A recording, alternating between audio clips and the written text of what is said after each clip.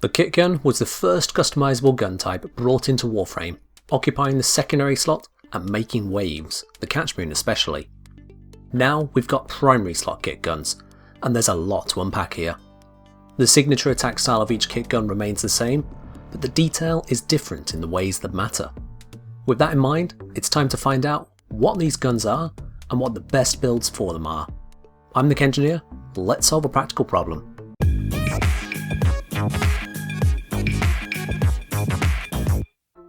First, let's check out the chambers, which determine what type of Kitgun we have.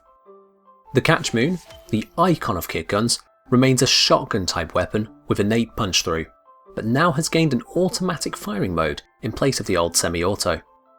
The recoil can get nasty, but the damage is there to make up for it. Think of it like Foreman meets Boar. The gaze switches from being a single beam with a little bit of chaining into simply creating an ongoing explosion at the impact point of the beam. It's kind of like an Exceltra, but beam version. The Rattleguts primary remains a considerable bullet hose. Yep, no nonsense there. The Tombfinger primary turns its projectiles into a spherical explosion and gains the ability to charge the shot for a significantly bigger explosion. Each gun has its place, though my personal favourite is the gaze. It's a laser. Lasers are just great. The 4 chambers can be combined with one of the 4 primary grips. That's Brash, Shrewd, Steady Slam and Tremor. These trade fire rate or beam range versus damage and increased recoil. Finally, this is combined with one of 16 loaders, where they trade in crits versus status, and trading magazine size versus reload speed. All told, every Kitgun has 64 possible variants, giving us a grand total of 256 total combinations. I'm going to help narrow it down to the very best ones for you to use. Let's start with the Catchmoon. I'm reviewing it using a crit and radiation build. You can focus on other aspects, but damage tends to be king, and this seems to do the trick quite nicely. The main parts to consider are sustained DPS and sustained procs. That is, how much damage and status effects you'll be inflicting per second, taking reloads into account. If we arrange every combination from lowest to highest DPS, we get this neat little graph, with DPS in thousands on the left.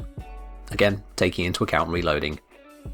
The highest point here is the Tremor and Splat build, focusing damage and crits, with improved magazine. Now if we add in the procs, we can see that as we move into lower DPS towards the left, the procs don't rise neatly as measured on the right axis in status procs per second.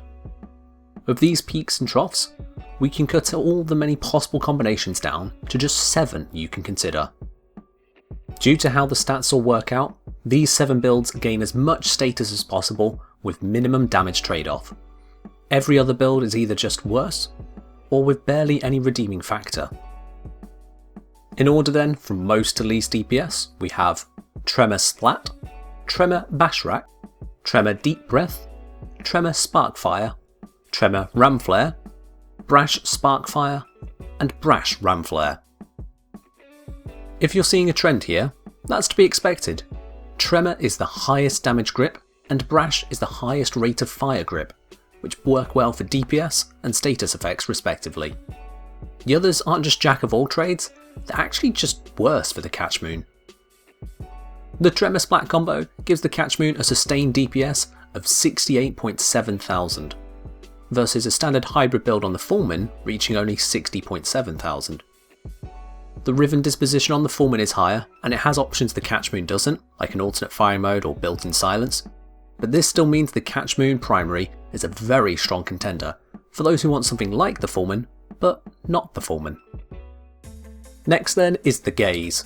This is a slightly more complicated weapon to call favourite builds on, as it has 3 competing stats: DPS, procs and range. Increasing the range decreases either the damage, procs or both, so this weapon's options are a little bit more open to your taste. Once again, sorting for DPS, we see more damage generally means less status. If we overlay range on top of this, I've put range divided by 2 to fit it onto the same scale as the procs, it's clear how increasing the range hurts damage or status. A standard hybrid build works for the Gaze, though I am partial to swapping in a range mod, which sadly doesn't go into the Excellent slot. Yet.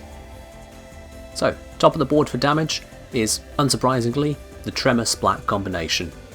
Due to the gaze being a modest AoE at impact point, and carrying a fair 5.7 procs even at the lowest end, I'd honestly recommend sticking to the highest damage option for each of the range options.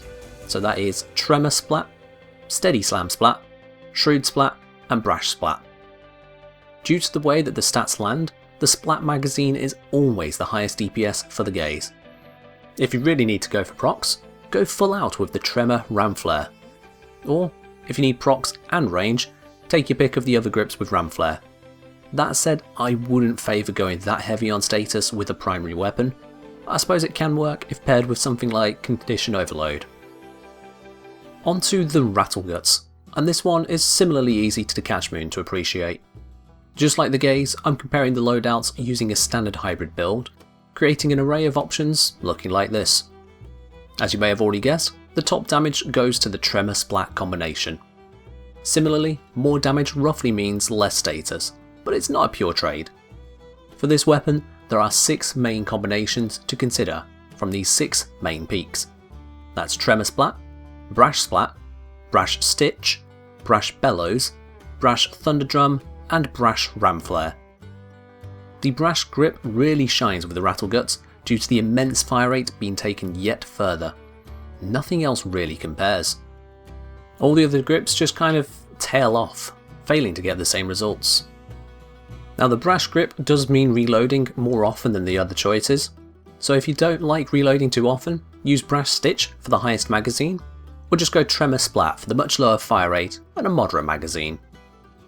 If you're picking up a primary kit gun to deal status effects to a single target, Rattleguts is your choice.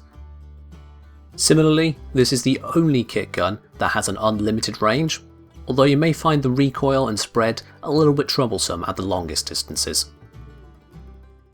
And then lastly, we have the Tombfinger. Unlike the other kit guns, this one has 2 firing modes. As a result, there's 2 different builds you can consider. Either the same hybrid build I've talked about for the previous 2 kit guns, or a more damage focused build by swapping out the 2 60/60 mods for pure elementals. The former is nice for quick shots, while the latter is the best for charge shot damage. For quick shots, the winner for DPS is once again Tremor Splat, and procs drop with damage as you'd expect. However, once we overlay charge shots, it turns out that this combo actually falls to 19th place in DPS. It's not even in the top quarter. The interplay between stats gets a bit funky with the charge DPS bouncing all over the place compared to quick shot DPS. If you're using a hybrid build for charge shots, the DPS will be a bit lower than I've shown here, but the larger AoE means charge shots will still be king for total damage output, unless your enemies are social distancing. There's really only 3 builds I'd consider for this weapon. That's the Tremor Splat, Brash Splat, and Brash Stitch. There are a couple higher status peaks, but this weapon doesn't really favour dealing status effects as a focus. The Brash grip has the best DPS because while the charge time increases a lot with the higher damage grips, the damage doesn't really go up as much, meaning you're spending far more time waiting to shoot for precious little benefit. So stick to the Brash to get those quicker charge shots in. Now having to charge up heavier shots does make the Tombfinger more difficult to use at range, especially as it also has travel time on the projectiles, but it can do good work in packed areas and with single targets. Just watch out for the knockback. So there you have it folks, every primary kit gun you can obtain. As a quick recap, the top builds I recommend you make are for Catchmoon, the Tremor Splat. For Gaze, use Splat with your choice of grip based on the beam range you want. For Rattleguts, get the Tremor Splat or the Brash Stitch. And then for Tombfinger, it's basically the Brash Splat you want. If you found this video helpful, make sure to give it a like to tell both me and YouTube exactly that. And if you want to get learned more on Warframe, don't forget to subscribe. As always, kit up, mod hard, and fight well, Tenno.